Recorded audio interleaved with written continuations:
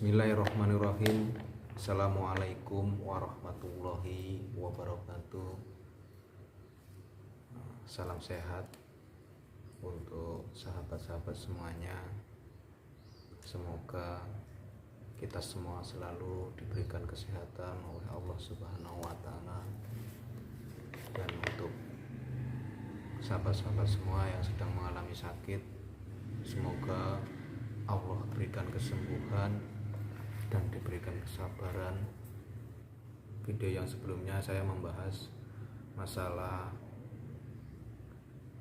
perjalanan saya hingga saya terkena penyakit psikosomatis dan gangguan asam lambung. Di video kali ini saya akan menjelaskan sedikit demi sedikit apa-apa yang telah saya kerjakan. Tapi fokusnya ini mengenai sifat, mengenai perilaku kita yang memperparah penyakit ini, penyakit asam lambung dan psikosomatis ini. Kenapa saya bicarakan perilaku dan sifat kita? Karena sangat berkaitan, kawan-kawan, sangat berkaitan. Pikiran kita ini sangat berpengaruh pada kesembuhan kita nanti. Karena ketika kita susah untuk berpikir positif, maka penyakit ini pun akan sangat sulit untuk sembuh. Kebiasaan-kebiasaan ini yang kadang memperparah, menghambat untuk kesembuhan kita. Langsung aja kawan-kawan semua, akan saya kasih tahu untuk kebiasaan-kebiasaan apa atau sifat-sifat apa yang memperparah penyakit kita dan susah untuk sembuh. Yang pertama yang saya harus katakan kepada kawan-kawan semua, berhenti browsing di internet untuk mencari atau menyamakan penyakit dengan perasaan yang sedang kita alami. Karena menurut saya ini sangat-sangat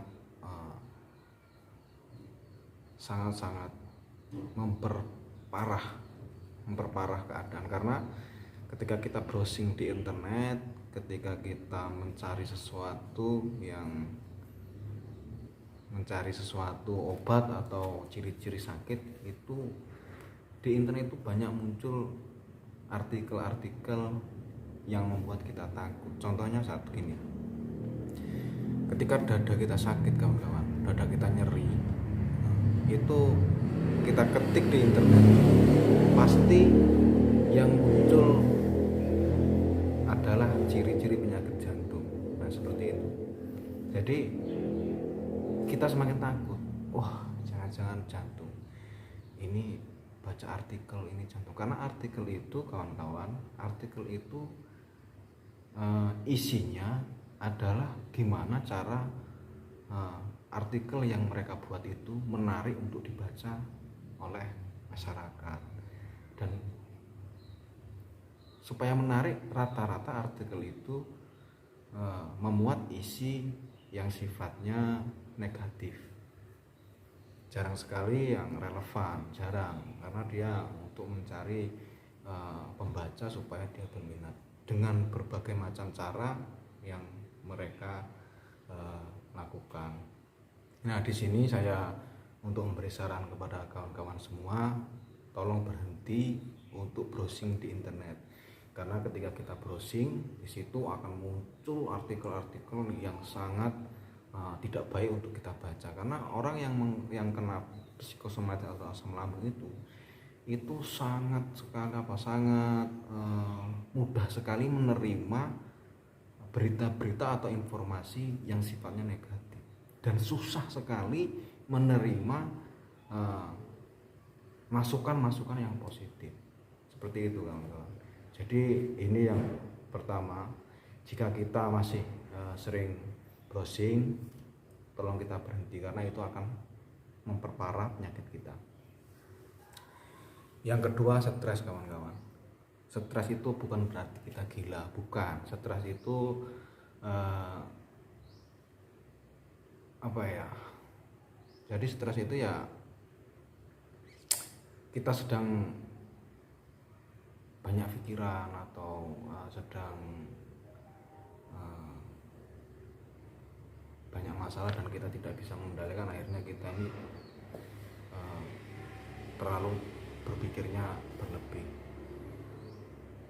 Nah, stres itu tolong dikendalikan kawan-kawan, karena ketika kita sering stres maka produksi asam lambung yang ada di lambung kita itu semakin meningkat, dan itu akan sangat sulit untuk tubuh kita ini mengendalikan asam lambung ini, karena ketika kita stres asam lambung ini akan memproduksi, otomatis itu akan memproduksi, dan yang dirasakan kita ya perut pegal, kembung, dada sesak, ini jantung berdebar-debar, itu keringat dingin, itu pasti terjadi.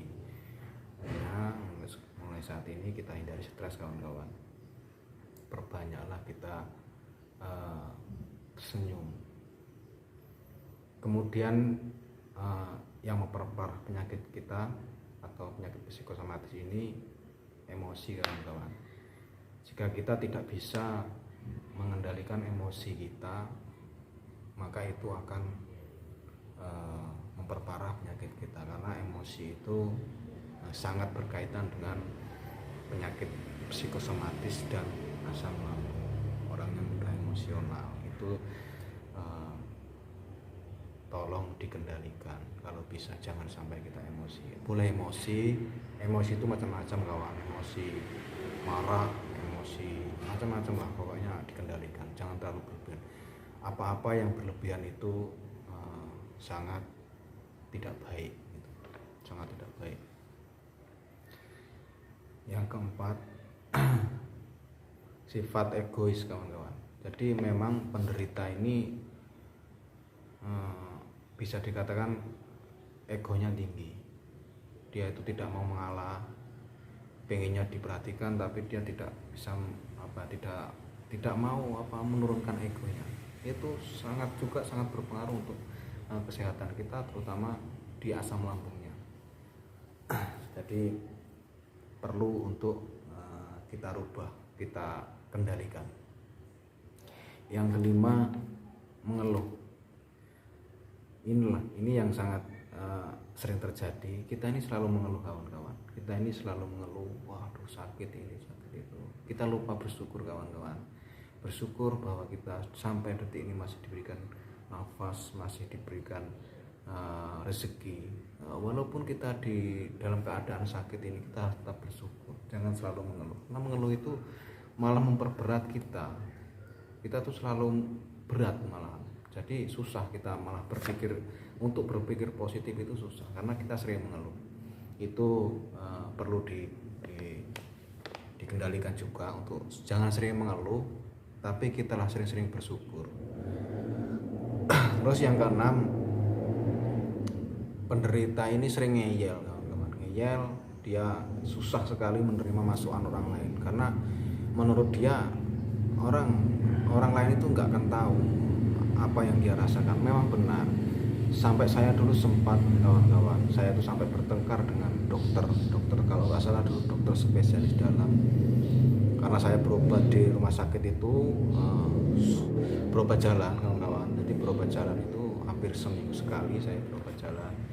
Nah di situ sampai berjalan berapa bulan itu kok nggak ada perubahan, dan saya kira dokter ini kurang tahu kan gitu, kurang kok dokter kok nggak bisa kan itu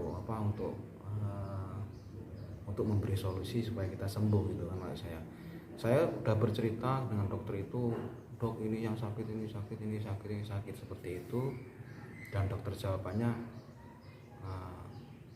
sampai ini harus sabar mas, dan sampai ini cuma penyakit asam lambung, tidak ada penyakit lain. Tapi ini jantung saya sakit dok, ini jangan-jangan saya sakit jantung, karena ini nyeri sampai tembus punggung, badan lemas, keringet dingin kan gitu. Jadi saya sempat bertengkar karena dokter, sampai dokter itu terakhir bilang ke saya, mas saya ini dokter, saya ini tahu, saya ini belajar, dan saya mengerti orang yang kena penyakit jantung dan penyakit lain asam lambung itu kami tahu, karena tidak bisa disimpulkan itu penyakit jantung cuma dengan rasa nyeri. Nyatanya pada saat itu memang benar kawan-kawan, saya ini sudah EKG sebanyak 3 kali saya EKG, dan di situ hasilnya normal, nggak ada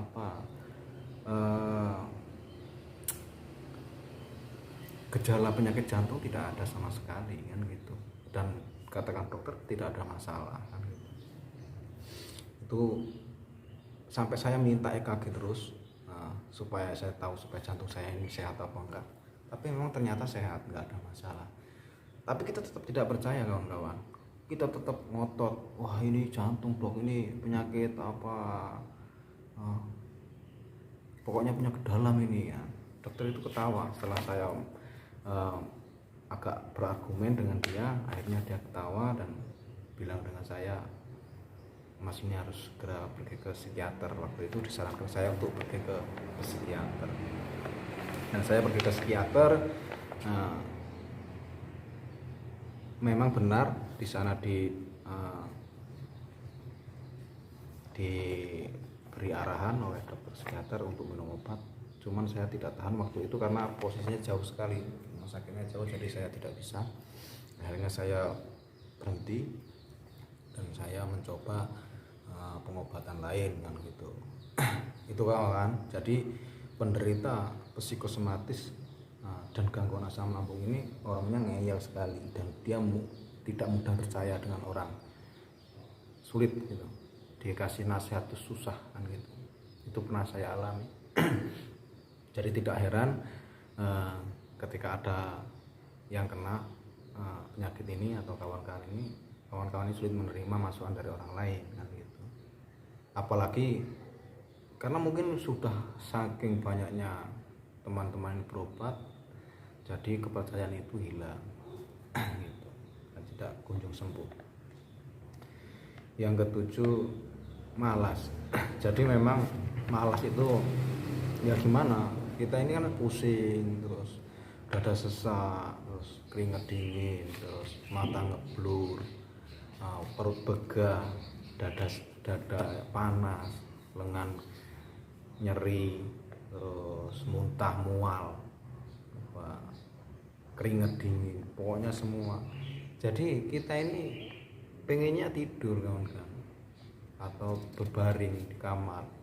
Bahkan ada orang pun kita tidak nyaman, kalau banyak orang itu kita tidak nyaman. Jadi nyamannya sendiri, di ruangan sendiri, kita rebahan atau tidur seperti itu memang, tapi itu sangat mempengaruhi untuk kesembuhan kita.